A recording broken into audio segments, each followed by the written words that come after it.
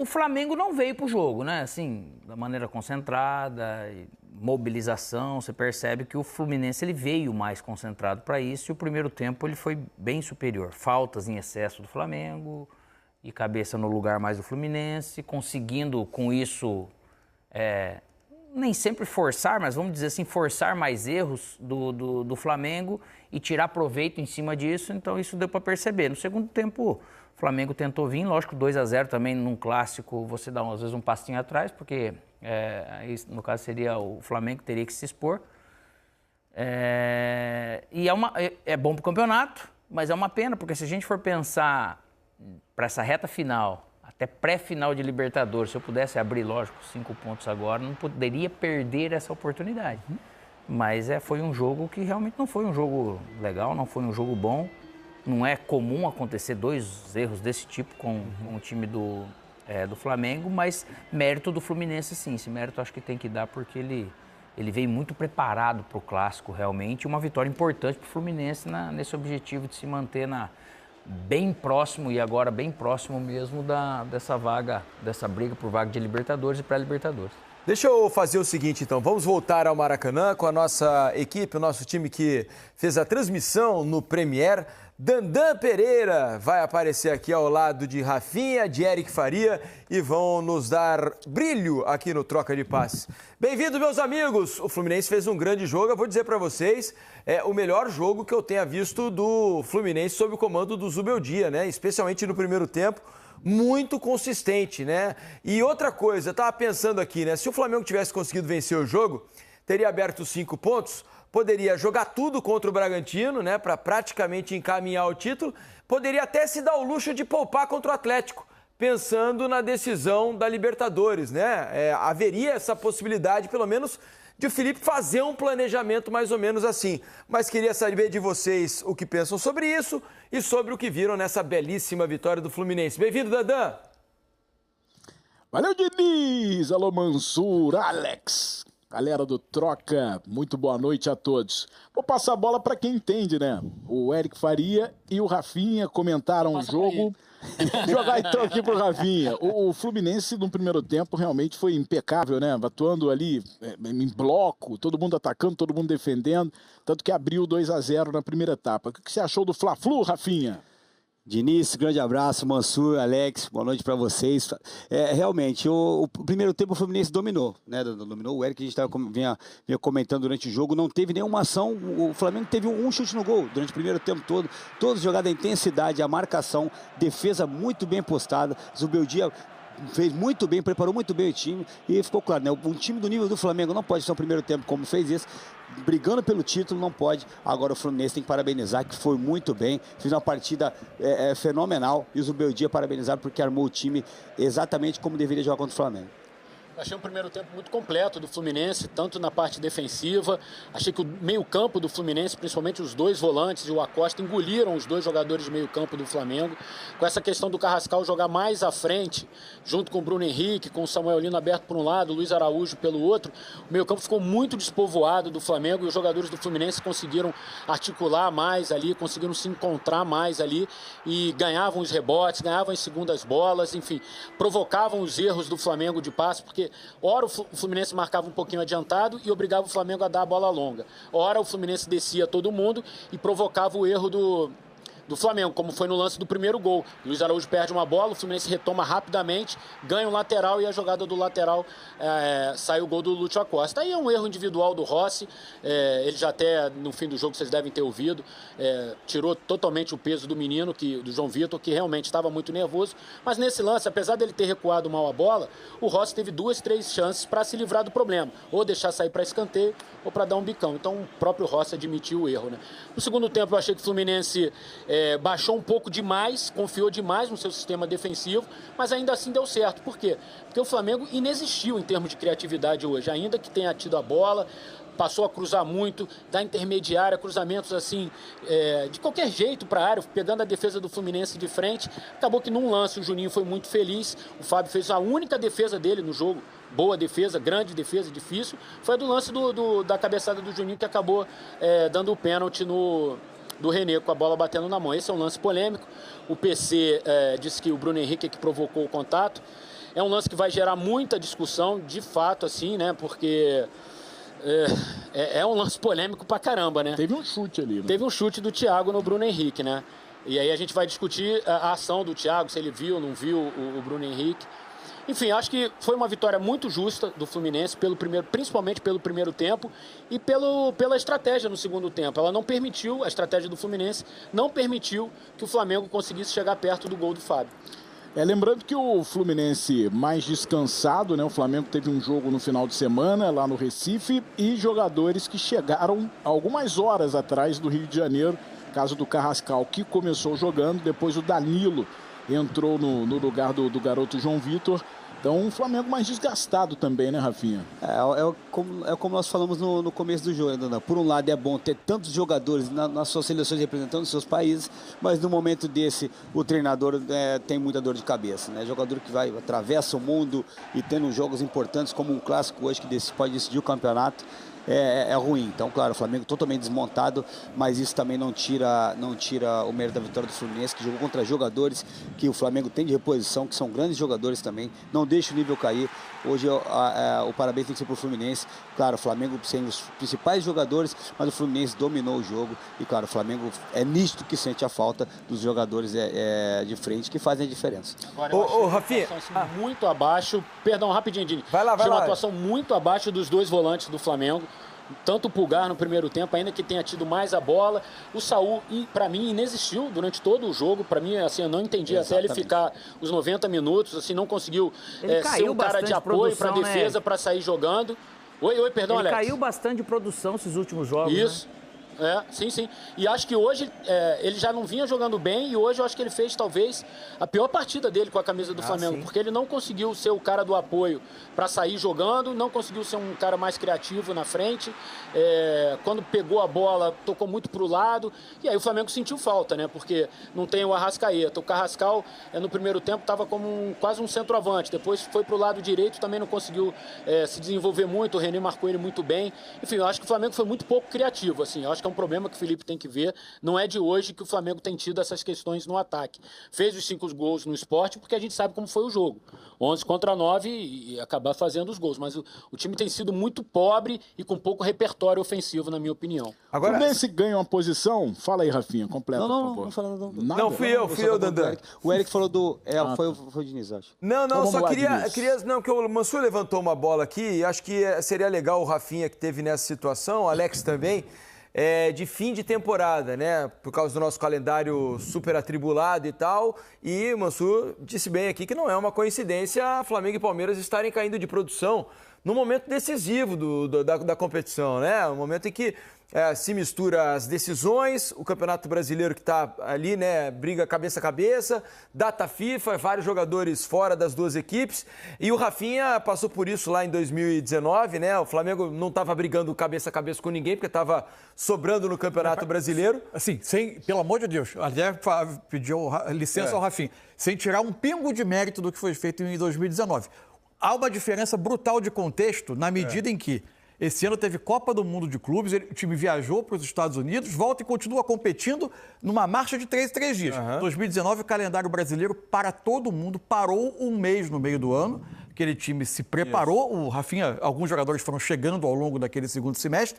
O Flamengo cai na primeira mata-mata de Copa do Brasil, tem algumas semanas livres. Não estou dizendo que jogou pouco, que era fácil o calendário, não. E nem que para minimizar o que eles fizeram, que são os recordistas até hoje de pontos do Campeonato Brasileiro. Essa diferença é importante. É um contexto. Eu entendo o que você falou, Mansur. 2019 foi bem mais fácil, pô. A questão é que também, depois da parada, né, o calendário foi muito apertado, né? Porque era jogo quarta e domingo. O Flamengo disputando Libertadores e Jesus Campeonato não dava Brasileiro. folga, né, na verdade, jogando também, né, gente? sempre. O Fluminense até jogou mais do que o Flamengo na temporada. O Fluminense tem mais jogos que o Flamengo na temporada. Sim, mas a minha questão você também acha que é comum que estejam, e normal que Flamengo e Palmeiras nesse momento estejam caindo, Rafinha? Diniz, com certeza, pela quantidade de jogos. Agora, eu acho que essa parte dessa parada, dessa data FIFA, nesse momento da competição, faltando 7 rodadas, já dá 10 dias da decisão da Libertadores, a parte mental também pesa muito. É o desgaste, o medo de se machucar, é um jogo atrás do outro, todo jogo é decisão. Então, claro que pesa o cansaço, ainda mais perder os principais jogadores para esse momento é difícil. Agora, que a parte mental dos jogadores nesse momento tem que falar mais alto também. O cansaço tem para todos. Agora, a parte mental nesse momento tem que, para quem entrar, tem que dar conta do recado. Não tem como ignorar que o Flamengo hoje não teve o melhor jogador do campeonato. Né? O Flamengo não teve hoje o melhor jogador do campeonato, o artilheiro do campeonato, o Arrascaeta. Não dá pra ignorar esse fato, né, gente? Sem dúvida nenhuma. Mas só que é assim, ó. O Arrascaeta ia ter que virar o Pelé hoje, né? Porque o resto também não ajudou. Aí que tá o detalhe, Eric. Só o Arrascaeta hoje não ia adiantar, não, Aí gente. que tá o detalhe, com todo o desgaste, tudo que é inerente a essa parte da temporada. É óbvio que vai te exigir mais essa questão. Quanto mais estressado, mais cansado, mais desgastado você tá, é mais difícil você concentrar. Mas é o momento decisivo. Não tem como fugir. Esse time do Flamengo que jogou também é muito forte. O problema não é a falta de sintonia fina, técnica. O problema é como estava desligado. O Flamengo não estava bem preparado emocionalmente. Esse que é o maior problema de você levar para o campo, independente dos jogadores. Aí entrou que o Eric coincidiu de falar, pô, hoje o Arrascaeta teria que ser o Pelé. Não seria fácil nem com o Arrascaeta para esse lado, errando tanto, tão fora do jogo, tão fora de sintonia. É o que mais me pega, de repente, no momento que ele tem que se superar para esse momento decisivo. Fala, Rafinha. Rafinha. Diniz, com certeza, pela quantidade de jogos. Agora, eu acho que essa parte dessa parada, dessa data FIFA, nesse momento da competição, faltando 7 rodadas, já dá 10 dias da decisão da Libertadores, a parte mental também pesa muito. É o desgaste, o medo de se machucar, é um jogo atrás do outro, todo jogo é decisão. Então, claro que pesa o cansaço, e ainda mais perder os principais jogadores para esse momento é difícil. Agora, que a parte mental dos jogadores nesse momento tem que falar mais alto também. O cansaço tem para todos. Agora, a parte mental nesse momento tem que, para quem entrar, tem que dar conta do recado. Não tem como ignorar que o Flamengo hoje não teve o melhor jogador do campeonato. Né? O Flamengo não teve hoje o melhor jogador do campeonato, o artilheiro do campeonato, o Arrascaeta. Não dá pra ignorar esse fato, né, gente? Sem dúvida nenhuma. Mas só que é assim, ó. O Arrascaeta ia ter que virar o Pelé hoje, né? Porque o resto também não ajudou. Aí que tá o detalhe, Eric. Só o Arrascaeta hoje não ia adiantar, não, Aí gente. que tá o detalhe, com todo o desgaste, tudo que é inerente a essa parte da temporada. É óbvio que vai te exigir mais essa questão. Quanto mais estressado, mais cansado, mais desgastado você tá, é mais difícil você concentrar. Mas é o momento decisivo. Não tem como fugir. Esse time do Flamengo que jogou também é muito forte. O problema não é a falta de sintonia fina, técnica. O problema é como estava desligado. O Flamengo não estava bem preparado emocionalmente. Esse que é o maior problema de você levar para o campo, independente. Vencido o Vitória, o Palmeiras assumiria, né, a liderança do campeonato. E aí talvez o time tivesse que entrar mais ligado, Rafinha. Dessa forma que o Alex falou, tem todos os sentidos. Eu acho que o Eric foi bem feliz naquele fala. Não pode um time brigando pelo título fazer um primeiro tempo desse. Independente do jogador que está ali, que eu falei, tem jogador de reposição, tem jogadores muito experientes no time, que sabem lidar com essa situação, já passaram por isso em outros clubes. Então, assim, é um primeiro tempo que eles têm que esquecer.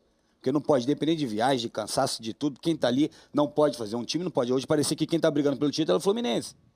Então, assim, foi uma apresentação, um primeiro tempo. Né? Não vamos condenar quem estava também, começaram os 11 que começaram, porque, cara, é um clássico, a emoção é outra, a dinâmica e a pegada, a intensidade é outra. Agora, os jogadores do Flamengo não podem fazer o primeiro tempo desse, independente de tudo. E do o clássico, que acontece, do que está acontecendo na competição. É um clássico. O clássico, por si só, ele já te traz mobilização mais naturalmente, né?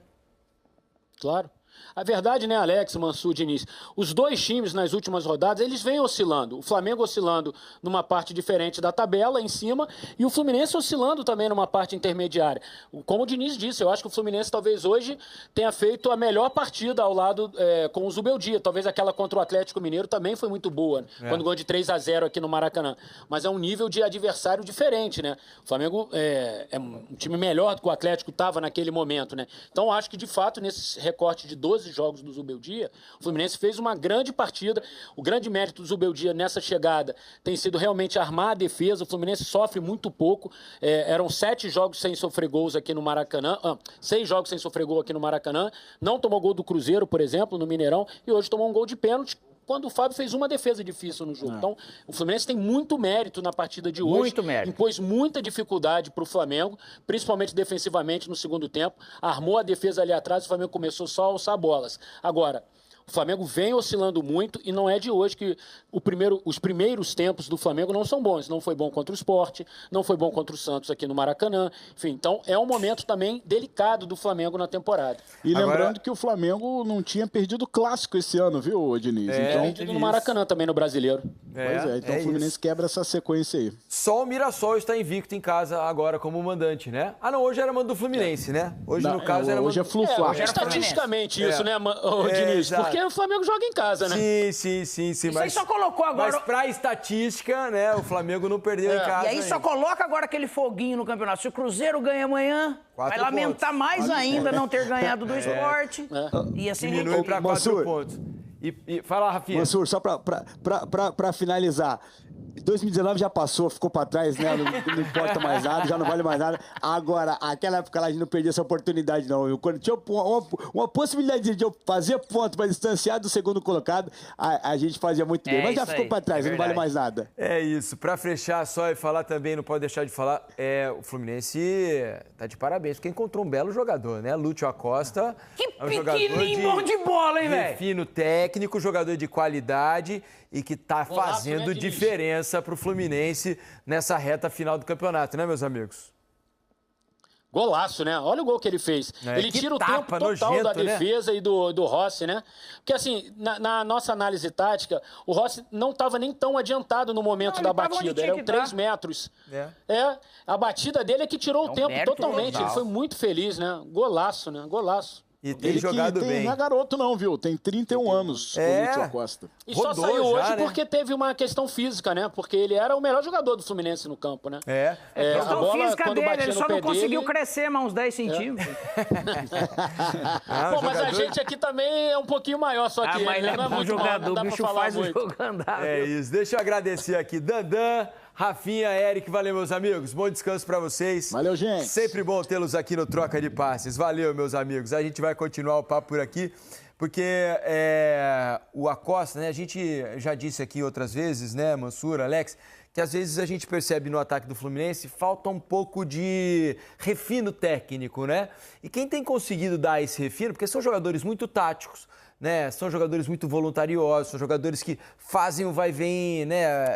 Com muita eficiência ao longo de todo o jogo. São jogadores, assim, dá gosto de ver, assim. O torcedor gosta de ver jogadores como o Canóbio, como o Senna, por exemplo, pelo esforço que fazem em prol do time.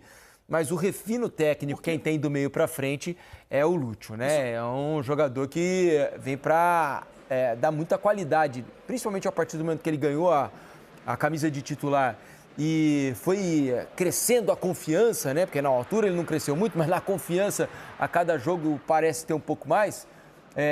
Tá fazendo o poderio ofensivo do Fluminense aumentar. Isso dialoga muito, ajuda a contar um pouco da temporada do Fluminense, né?